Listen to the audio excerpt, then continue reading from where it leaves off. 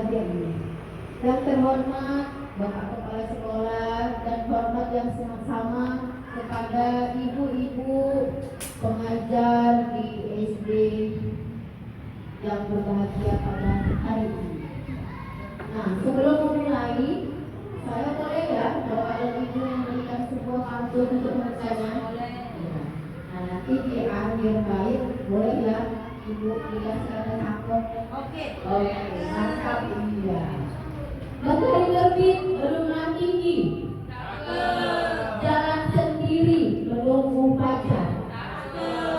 Apa kabar Bapak Ibu yang saya hormati? Semoga diskusi kita hari ini berjalan lancar. Amin. Ya. Nah, jadi perkenalan ya Bapak Ibu, ada istilah tak kenal maka tak sayang. Nah, jadi saya mau juga ini sayangnya diberikan dari orang-orang tua saya, ya, yang jadi inspirasi. Jadi prosesnya saya juga masih belajar. Itulah yang perlu saya juga perlu bimbingan dari Bapak dan Ibu saya. Bukan berarti saya lakukan ini yang lebih super. Bisa jadi kan Bapak lebih luas dari saya. Tapi posisi tugas saya memang mendampingi Pak Nasir sebagai calon guru penggerak, karena saya adalah pengajar praktik beliau. Perkenalkan ya Bapak Ibu, nama saya adalah Siska Ayudia SPD. Instansi saya adalah SD Muhammadiyah. Ya, saya adalah pengajar praktik Bapak Nasir di angkatan 10. Nah, adapun diskusi kita pada siang hari ini adalah mendiskusikan tentang visi dan prakarsa perubahan di UPTD SDN 010083 di Sarang Kota. Nah, jadi sesuai dengan kurikulum Merdeka Belajar yang akan berdampak kepada murid. Karena muara akhir dari kurikulum Merdeka adalah berpihak kepada murid. Nah, seperti itu ya Bapak Ibu, menghamba kepada murid. Nah, sebenarnya dari kata menghamba kepada murid, gimana gitu ya kan Bu? Masa kita sebagai guru menghamba-hamba gitu. Nah, ternyata di pendidikan guru penggerak menghamba kepada murid itu bukan sesuatu yang kita harus menuntut mereka, bukan. Nah, nanti bagaimana itu akan dijelaskan oleh Bapak Nasir. Ya, jadi untuk mempersingkat waktu, saya buka ya diskusi kita pada pagi siang hari ini dengan mengucapkan basmalah. Bismillahirrahmanirrahim. Ya, kepada Bapak Nasir dipersilakan untuk melanjutkan sesi diskusi. Selamat siang, salam sejahtera bagi semuanya.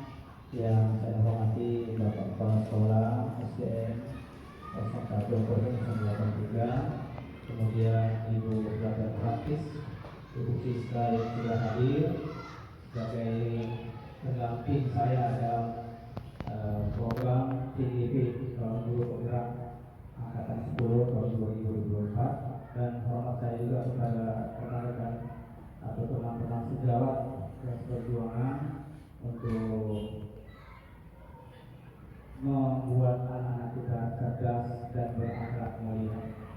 Baik, Bapak Ibu, tadi sudah disampaikan oleh Ibu Siska bahwasanya tujuan dari kita berkumpul di ruangan ini, dan sebelumnya saya ucapkan ribuan terima kasih atas kerjasamanya ya untuk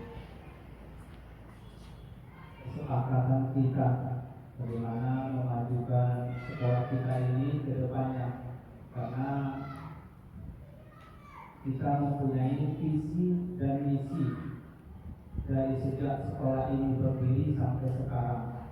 Apakah visi dan misi ini sudah kita jalankan atau tidak, dan apakah visi dan misi ini sudah sesuai dengan berpusat kepada anak. Jadi ini sangat penting bagi kita untuk mendiskusikannya.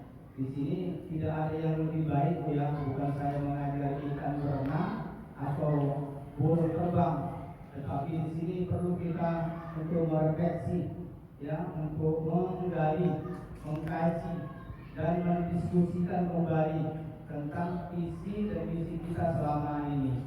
Nah, karena ini sangat penting sekali. Nah, di sini sudah kita lihat di papan, ya, visi kita itu berakhlak mulia, mandiri, berprestasi, dan peduli lingkungan. Ini visi kita. Yang seperti yang saya katakan, sebagai posisi kita sebagai guru, ya, ada 5 kontrol. Kalau kita lihat, ada 5 posisi kontrol kita sebagai guru. Kita menghadap ke siswa, ya, visi-visinya. Ya. Apakah visi-visi itu hanya untuk siswa? Nah, itu Pak. Itu adalah kesasar.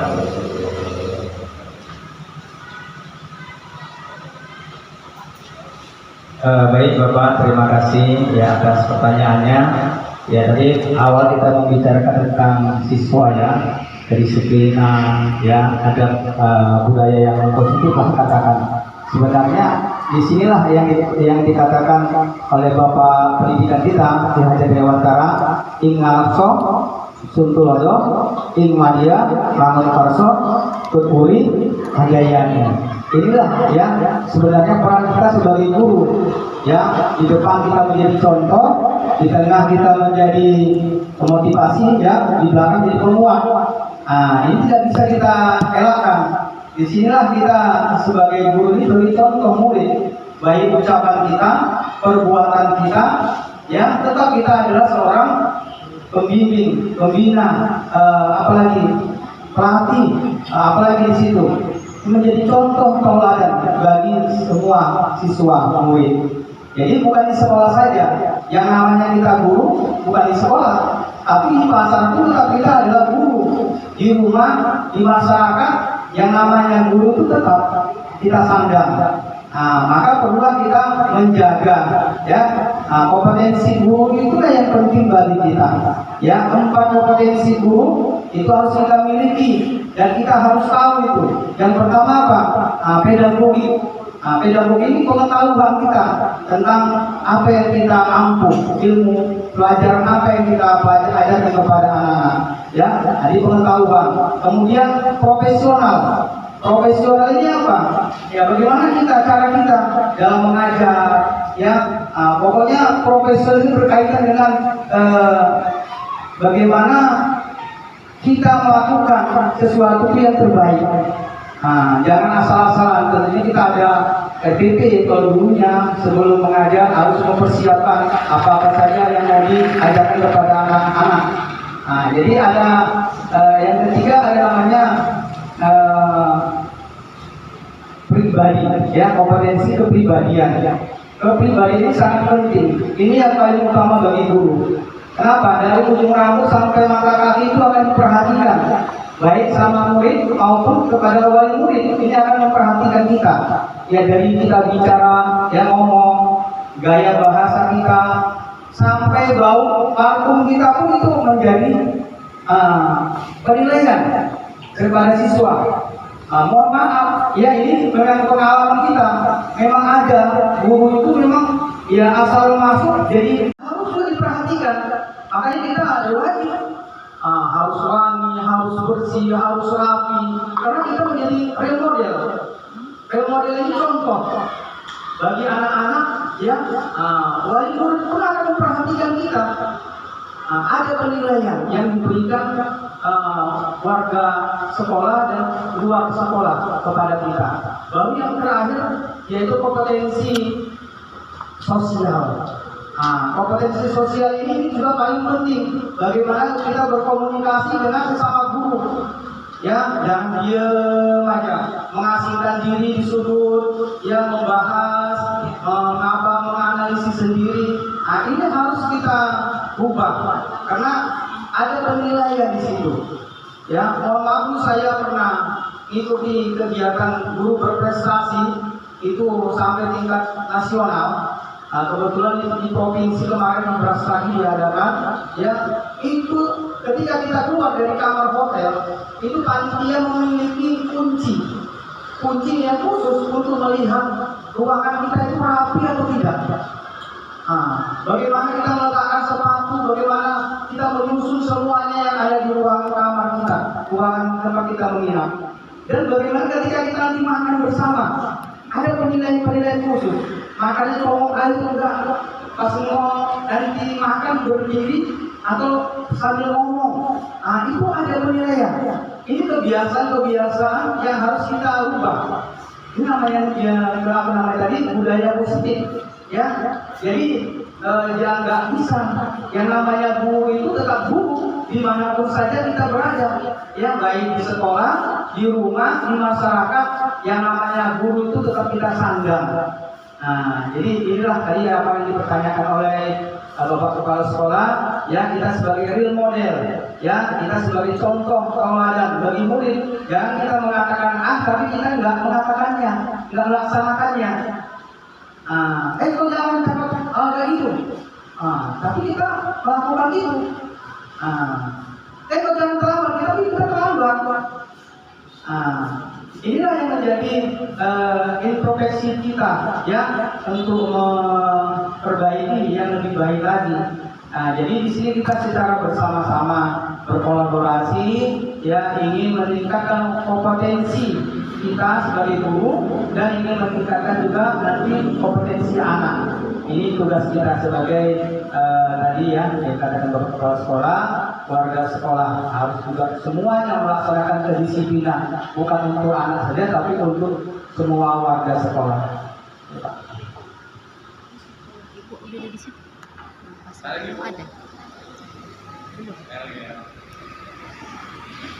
Ya, terbuka wawasan kita.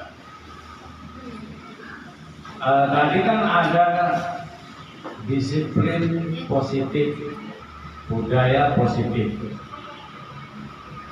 Disiplin positif dan budaya positif. Tadi kalau disiplin positif dia harus ada aturan-aturan yang telah dibuat, kan gitu kan, untuk mendisiplin itu.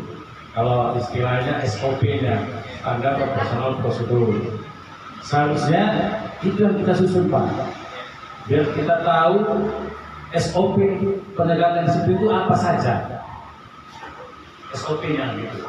Penegakan disiplin itu apa saja, standar operasional prosedurnya. Sekalian di sini Iya. Ya. Artinya biar tahu juga kita disiplin positif itu sesuai dengan dikatakan narasumber tadi, ada aturan-aturannya. Tentunya aturan itu standar prosedur. Contoh SOP-nya untuk disiplin, penegakan disiplin untuk siswa atau untuk semua warga sekolah mau dibuat itu. Nah, kan itu dia. Disiplin positif ini untuk siswa atau semua warga sekolah, ya kan? Itu. Jadi harus kita buat SOP-nya agar tidak terjadi pelanggaran disiplin ini. Kalau tidak ada SOP-nya, ya orang melanggar aja. Nah, tuh. Kalau budaya positif mungkin itu sudah selalu diadakan di sekolah itu. 3S, sapa salam, senyum, itu kan budaya positif. Teguh, ya, kalau ada kawan yang berkelahi, dinasihati, mungkin ini sudah terlaksana di sekolah kita. Disiplin positif ini, ya inilah yang perlu kita buat dan kita sepakati SOP-nya. Saya kira ini yang perlu kita laksanakan ini biar sesuai dengan kita harus bekerja sama, berkolaborasi atau terbentuknya nanti teamwork yang sejati, teamwork yang solid dalam hal pelaksanaan disiplin prosedur ini.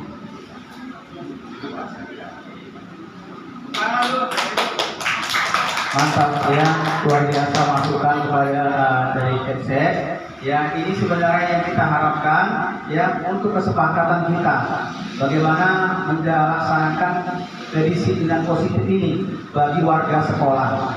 Ya, tentu ada SOP tadi Pak ya, SOP yang kita sepakati.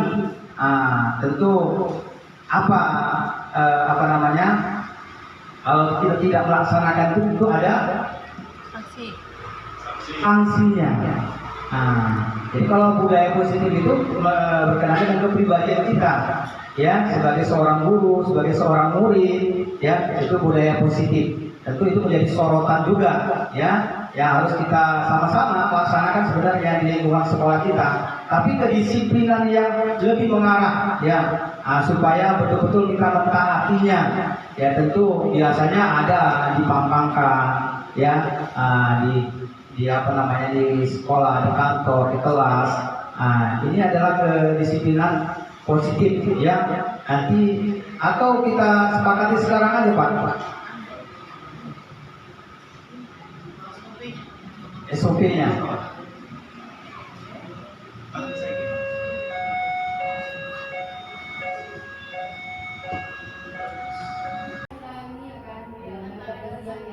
Tapi penguatan sedikit aja. Jadi sebenarnya kita sebagai tenaga pengajar itu kan, saya bukan membuli ya, karena bapak dan ibu orang tua saya juga, gitu. Jadi saya juga sebenarnya banyak belajar dari bapak dan ibu juga. Sebenarnya pengklasifikasian guru ya kan, nggak ada guru penggerak, guru yang disertifikasi, dan guru yang udah rajin mengisi PMM itu nggak ada semua. Jadi ya kita sama-sama lah kita merdeka belajar. Bagaimana salah satu di antara murid kita kelak mudah-mudahan insya Allah ada yang bisa menarik kita ke surga dengan apa? Catatan ada pelimpasan ilmu yang kita beri dan ternyata dilaksanakan ke mereka dan menjadi amal jariah. Nah itu aja ya Bapak dan Ibu. Jadi sukses the best buat guru-guru di sini. Hebat sekali, cantik-cantik semua. Saya berterima kasih, welcome sekali semua. Mudah-mudahan Bapak dan Ibu sehat, dimudahkan rezeki. Terima kasih kami ucapkan kepada pengajar praktik ya Ibu Siska dan ibu-ibu guru sekalian, teman-teman sejawat. Jadi inilah ya tujuan akhir kita ini, ya kita sudah tahu bagaimana filosofi pemikiran Ki Hajar Danu Batara, nilai dan peran sebenarnya guru penggerak tadi hanya sebagai simbol saja. Jadi kita semuanya bisa bergerak bersama-sama. Ya, jadi bukan guru penggerak aja, yang tidak guru penggerak harus sama-sama ya untuk bergerak. Jadi visi guru penggerak ini tadi ya saling bergerak, tergerak dan menggerakkan. Kemudian budaya positif ini yang harus kita laksanakan untuk murid dan untuk si guru juga. Ya, dan pada akhirnya kita menuju kepada profil pelajar Pancasila. Ini yang kita harapkan nanti pada akhirnya. Jadi, sekali lagi saya ucapkan terima kasih kepada rekan-rekan sekalian yang sudah berkolaborasi lah katakan kerjasama yang baik. Mudah-mudahan kedepannya kita tetap solid, kita jadi tim yang saling menguatkan, dan saya siap juga ya kepada ibu-ibu sekalian kalau minta tolong silahkan, kalau minta bantu silahkan. Ya tadi kalau uang saya kurang, tapi kalau yang lain silahkan. Pak tolong Pak ini oke. Selagi saya masih bisa laksanakan, saya laksanakan. Saya kerjakan. Jadi ini saja yang dapat saya sampaikan. Lebih dan kurang saya mohon maaf. Mungkin ada ucapan yang tidak sesuai pada tempatnya, untuk itu saya mohon perbanyak maaf. Dan kita akhiri dengan ucapan